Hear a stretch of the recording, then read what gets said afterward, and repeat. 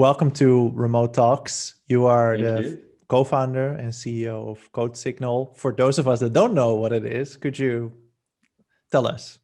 Absolutely. Hey, thanks a lot for having me. CodeSignal is a tech company based in Silicon Valley, but remote first, which is going to be part of the talk today. So what we do is we help companies go beyond resumes in technical recruiting by really enabling to identify talent directly.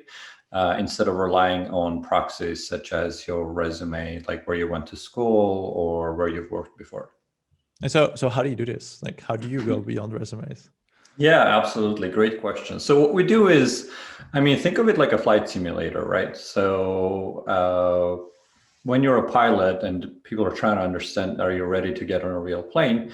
They have a whole simulation built for you. You get into it and you do everything that needs to be done, from takeoff to landing to managing very difficult situations where one of your engine blows and everything else in between, right? So similar concept here for software developers specifically. We've built a flight simulator that can simulate everything from building a front-end widget to making database queries to talking to APIs, et cetera, et cetera.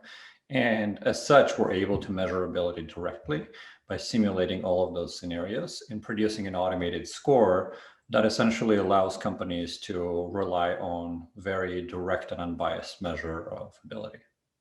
And so this is to go beyond the traditional whiteboard interview that is notorious in most of Silicon Valley.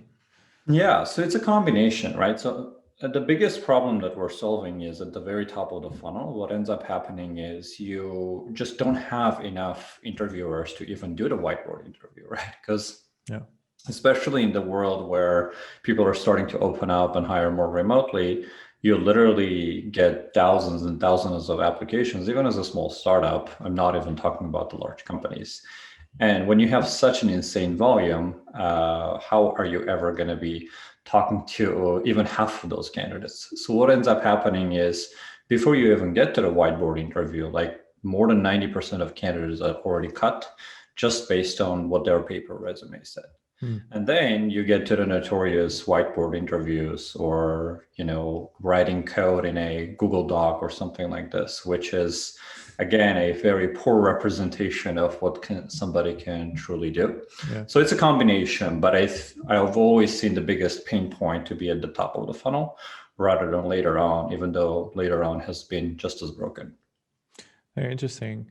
And so what I'm curious about is like, because I remember reading about interviewing engineers and, this was pre-COVID. And one of the pieces of advice that was given was like, give everybody a Fizzbuzz test, which is this incredibly simple programming exercise that if you have programmed anything at all, you should be able to do this, especially if it's in a language that you're applying to a company on. So how's that distribution that you see? You say you have thousands of applicants. Do you find that like there's only a small fraction that actually goes into more complicated exercises, or how does it look for you today?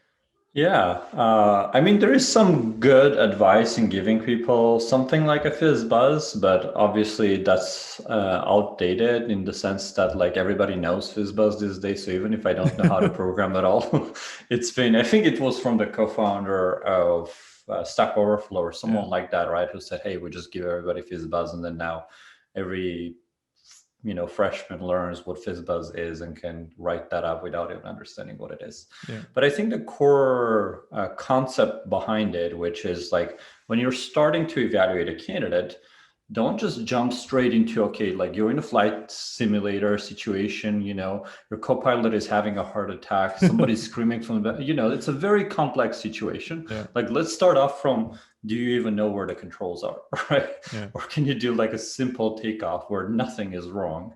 Because if they can't do that, what's the point of going into this very in-depth evaluation? And I think that's kind of the primary notion, right? And we advise that a lot, is that like when you're starting to evaluate someone, start from some core basic principles, right? If they can't do that, you're just wasting both your time as well as the candidate's time, because they would like to understand if there is any promise to this from the get-go, instead of spending hours and hours and then like, yeah, you were just completely not qualified for this role. And so if an employer starts to work with you, do you advise them, well, every engineer that applies to your company, just get them started on CodeSignal and like you go from there, or should they use your product in a later stage of like the hiring funnel? Yeah, the primary usage, the most value add usage tends to be at the very top of the funnel, but it carries forward all the way to like an on-site interview and doing better remote pair programming interviews. But it starts at the very top of the funnel, where instead of relying on resumes, you give people opportunity. And again, the assessment itself doesn't end up being the only indicator, because one thing that people don't realize is not just like your ability at a given moment in time, is like what opportunities have you had to get that skill set, right? Because again, going back to the flight simulator analogy, it's one thing that I like can do this. It's another thing is like, am I like a 20 years experienced pilot, or have I just graduated from the academy, right? Because what most employers want to hire for is potential. Like, where are you going to be a year, 2 or 3 from now, not where you are today. So when you're considering someone's ability, you actually, and that's why it doesn't say, destroy the resume or like throw away the resume. It says go beyond it, meaning you have to understand, okay, this is the training, the opportunities you've had, and this is the skill level that you have right now. The combination of the two data points actually gives you a powerful insight into where would this person be a year, 2 or 3 from now if you were to bring them on board. So is this a way for companies to like fight biases in hiring practices? Definitely. When people ask me what are the main reasons companies work with you guys, the one of the 3 is to reduce bias, because humans are incredibly biased, right? Like all of us are. We're a pattern matching device, essentially. Our brains are. So whichever way you grew up, whatever you've sort of got accustomed to, even if there's zero pattern, there is just like some weird underlying reason why society happens to be that way, you turn it into a pattern and you make it a rule in your head, right? Like if X then Y, even though there might be zero correlation between X and Y. So all of us are biased. And what happens when humans are the primary kind of deciding elements in this hiring process is, starting from the resume, you tend to filter out those who didn't go to a school you recognize, didn't work at a company that you recognize, or don't fit the sort of standard profile that you've identified as a pattern of people working at the company. So you end up hiring more of the same. But it gets worse when it gets to the interview, actually, because once it gets to the interview, I mean, every interviewer would do, even if they're trained, right? Like if they're not trained, then it's a disaster. But even if they're trained, they would go on the interview, and depending on if I like you, if you kind of look like me, talk like me, I would be more inclined to kind of give you a hand as you're answering my questions. Like I'll give you one hint here, one hint there. I'll help guide you through the rest of it. So even without like intentionally meaning it, you end up just giving a little bit more guidance, a little bit more help to some of your candidates and not others. And then you look back, you're like, oh, wow, we have a diversity problem. And I'm like, yeah, of course you do, because you have this very biased selection process, starting from that very first touch point of looking at the resume all the way down to those on-site interviews and debriefs. And so, I mean, I'm curious, especially because you're in this business, what do you advise companies? Like you obviously have a tool which allows for like more objective, assessment of skills, but you also say, well, you still want to look at the resume because you want to, you want to hire someone for potential. So how do you avoid, or how do you combat at least a bit that bias that everybody has? Yeah. It's I don't know if you've ever heard this analogy, the elephant and the rider, but there is this concept of people comparing the human brain to an elephant and a rider. And the idea that like your brain kind of in many ways is like an elephant with a rider on it, where the elephant is your the more like the irrational, the emotional, the kind of the biased brain, right, that has certain judgments, that just kind of follows a certain path without knowing why it's going there. And then the rider is your rational mind, the one that tries to kind of make very careful, calculated decisions and look at facts instead of just being like, I feel this way it's because I have this weird bias about it. Yeah. So if you think about the elephant and the rider, the whole concept behind it is that like, if the elephant decides to go a certain way, once it's down a certain path, you just can't turn it back. Right? You're just kind of stuck on that path, even though your rational mind might realize like, what are we doing here, Yeah. right? We're just completely gone down the wrong path. Yeah. It's really difficult to change. However, what the rational mind can do is set the right direction from the get-go, so the elephant doesn't get distracted and then there's no way back. Now, if you think about hiring and recruiting, having a data-driven piece of information early on, right? So imagine starting not with the resume, but starting with objective assessment data. So like if I bring you a candidate, first I show you, if I showed you the resume and you don't like the resume, guess what happens? Your elephant starts going down the wrong path, right? Yeah. It simply goes like, ooh, look at that resume, and just chooses down a path of like, nope, we don't like this person. And it's really hard to change that path because you're already leaning a certain direction and your elephant is hard to turn back. Yeah. Now flip the equation. If I showed you no resume in the beginning and I showed you someone who's like done really well, highly skilled, showed a lot of ability, you're like, wow, who is this person? I'd like to talk to them. Yeah. Then if we overlay the resume on top of it, you're like, oh, wow, this is, they really haven't had that many opportunities and they're this good. Now you're already, your elephant is facing in the right direction. So you're way more likely to give the person a fair shot instead of walking down a path of no return. Yeah. Yeah, that's very interesting. How has this been in the past year with COVID? Has this changed? How many companies work with you? How companies think about this? Because one thing that we see from our side is that there's an enormous amount of organizations going from, well, we hire from within our neighborhood to now we hire from everywhere. Right. And once you start hiring from everywhere, you actually come across a lot more diverse applicants because, now it's not just people, in the neighborhood of San Francisco that happen to be able to live there or already live there. It's now literally from all corners of the world. And so how has that changed things for you in the past year? Absolutely. So the first thing that brings is actually a higher volume of applicants that's just impossible to handle manually. Right? Yeah, we see this as well. Yeah. The first realization is like, oh, we used to have 100, now we have 1,000. How do we ever make sense of this? Yeah. The second piece is, as you mentioned, is like a lot more diverse candidates and a lot more diverse backgrounds, because it's no longer like, if you haven't worked at one of the top tech startups or at least a VC-backed startup in Silicon Valley, I mean, it could even be reasonable to be like, why, right? Every door you knock on, there is a well-funded startup like right there. How come no one has come to discover you? It still happens a lot in the Bay Area, but it's less likely. When you go outside, I mean, nothing, you don't recognize anything on the resumes. There's nothing really there. And there is no particular reason. There's nothing you can say like, oh, wow, how come? Because there are no startups behind every door. And there are no well-known universities either, right? Yeah. So it's a very much expected that outside of Silicon Valley, resumes aren't going to be telling you anything. They're not going to have any of the common patterns that recruiters look for. So in this way, it's been great, I think.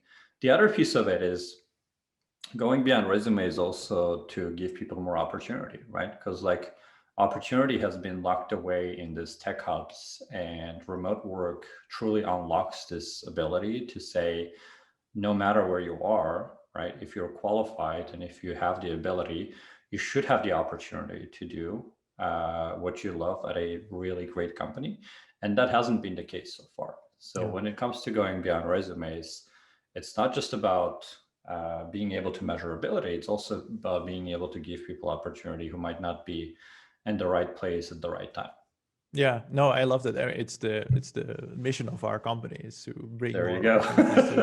I promise I didn't know it. No, but yes, it aligns very much like how I think about the world. Like, and honestly, it's one of my favorite things of it is just to see more of the world, right? Like, and not just by being there. I think a large part of seeing much of the world is like meeting people that live in very different places, in very different cultures, and have lived very different lives than you. I think that's a really nice thing to a really nice bonus of just Mhm. hiring internationally. So I absolutely loved it. And so the CodeSignal team, you say you're San Francisco company. Are you now distributed all over the world, or what is the status of that? Yeah, so we've always had locations in a few places. We've always had some remote employees, but I've always had the nagging feeling that, the coexistence approach of like where some members are in an office, others are fully remote, creates this weird situation where some people know more, some people have more context about the company, those that are usually in person. Some have kind of stronger relationships, again, because they are based in person versus others. It's like two different companies, right? Yeah. Almost. So I've always wanted to actually start being remote first, where we think about everything from a remote perspective. And then, sure, if some people have the opportunity to meet in person, that's a bonus, but you shouldn't sort of build processes and do things with the assumption that you're going to be seeing people in person on a very frequent basis. When COVID happened, we were like, this is it. This is the great opportunity to become first, remote first, and do everything from a remote first perspective. So it's been a fun transition. And I've kind of like when you're building a product, right? I always say that no product manager can build a great product if they can't use it themselves. I think it's the same for the culture, right? If you're not remote yourself, trying to design a remote first culture for your team, you just don't know the pains, right? Like you can't empathize enough with what's going on.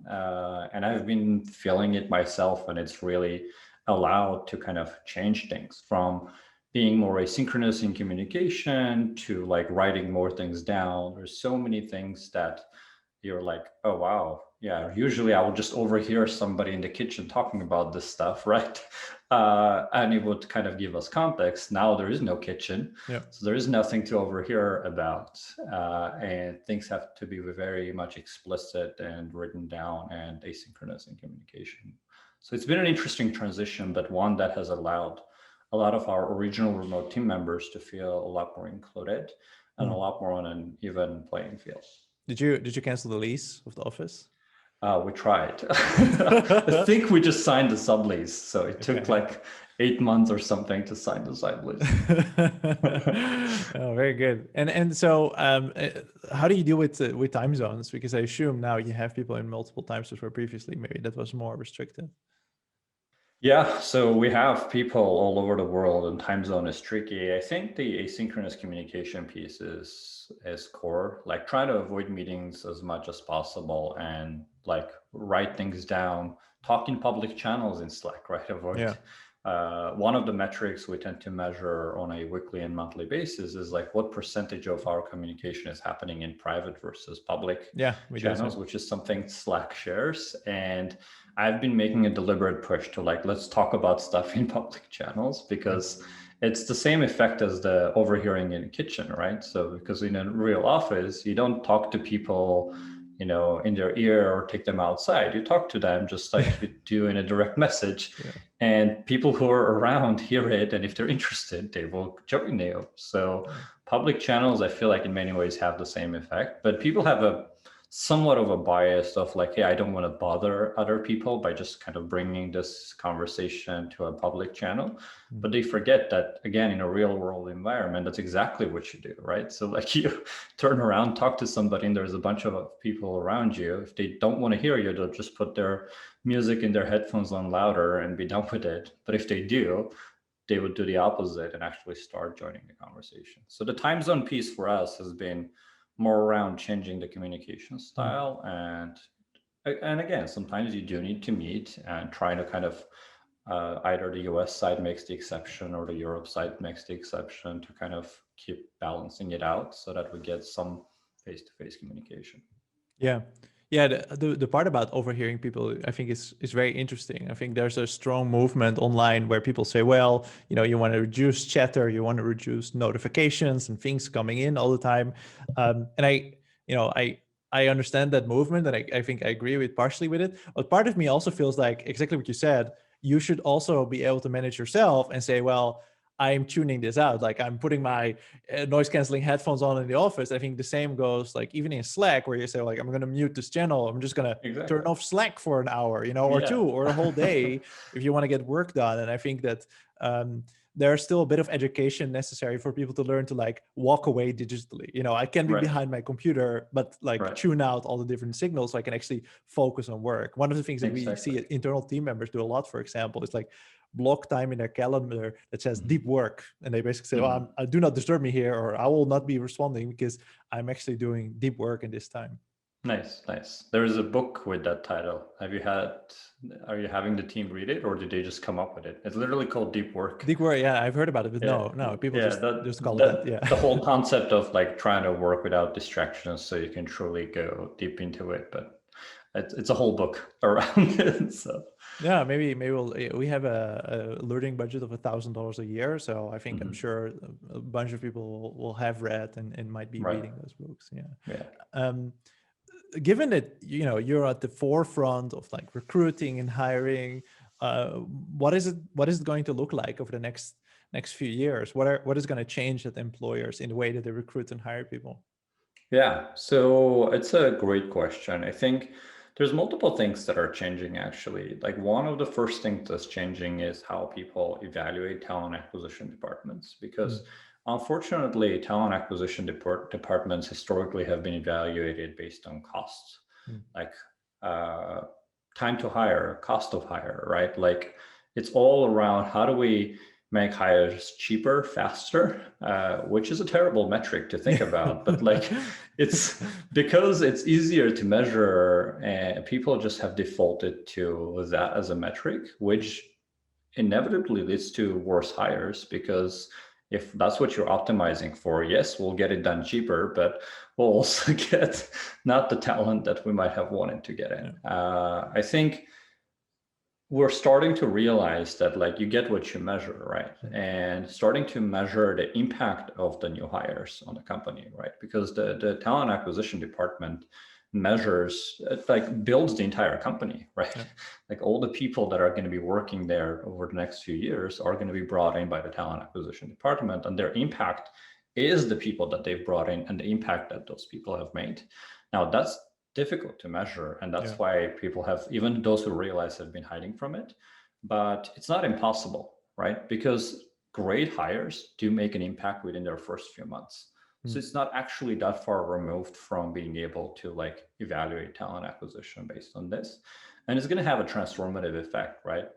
Because again, if you look at sales is measured by revenue brought in, right? Sure, cost is a piece of it, but it's a secondary piece is the revenue brought in. And that's why sales always gets massive budgets, gets a lot of attention and a lot of tools that support it. I think talent acquisition is going to start seeing the same revolution, because people are realizing you get what you measure. So you've got to be measuring the right things to truly get the outcomes. And so how do you measure impact? I mean, there's multiple ways to do it. One is to look at, most companies do some form of performance reviews. It could be once a year, it could be every 6 months. This makes the case for doing at least a half a cycle at a 6 months point, so that you can have a more frequent feedback. But then again, most talent acquisition departments are not like, being built brand new. So you usually already have the data today, right? And all you've got to do is trace it back. Like, how did we bring this person in? Was it the recruiting team? What channel did they find it in, right? So like you take some of your best performers and you do work backwards and say, how did we find this person? How can we do more of the same? Is this a recruiter who's just really great at figuring out who is going to be a strong fit at the company? Is it a channel that we're using? Is it a tool that we're using? So you can do this backwards analysis at any given moment and find places. Sure, you want to make the cycle shorter so you can iterate on it faster, but the fact that the cycle can't be too short is not a reason to say, okay, we're just going to focus on reducing cost instead of optimizing for impact.